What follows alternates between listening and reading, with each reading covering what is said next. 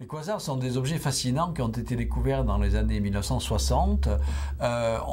Donc c'était des objets qui ressemblaient à des étoiles, c'est-à-dire des objets ponctuels, d'où le nom de quasar qui veut dire quasi-star, parce qu'on s'est aperçu que ça ne pouvait pas être des étoiles. Pourquoi? Parce que on a commencé à prendre le spectre, c'est-à-dire à décomposer par un prisme le rayonnement de ces quasars, et on s'est aperçu que d'abord que ça ne ressemblait pas à une composition chimique d'étoiles d'une part, mais surtout qu'il y avait un décalage vers le rouge des fréquences extraordinairement important qui suggérait que ces quasars étaient extrêmement éloignés. Donc ça ne pouvait pas être des étoiles.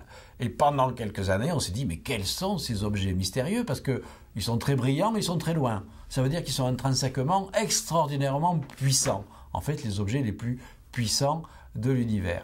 Je me souviens, quand j'ai commencé ma carrière professionnelle, on était encore en train de se demander si les quasars, c'était bien des noyaux de galaxies dits actifs. On sait que les galaxies ont des structures, et en particulier un noyau central plus ou moins brillant. Notre galaxie a un noyau qui n'est pas particulièrement brillant.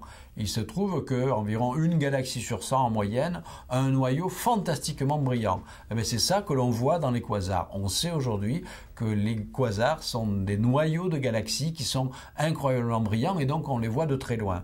Et donc dans les années 70, je me souviens avoir participé à ma seule campagne d'observation astronomique, parce que par ailleurs moi je fais de la théorie, où on prenait des très longs temps de pause de quasars pour essayer d'espérer voir apparaître enfin au bout de plusieurs heures des petites structures autour du quasar qui seraient par exemple les bras d'une galaxie spirale dont le quasar est le cœur. Et depuis, aujourd'hui, on a acquis la certitude que les quasars sont bel et bien des cœurs de galaxies actives. Alors pourquoi c'est actif?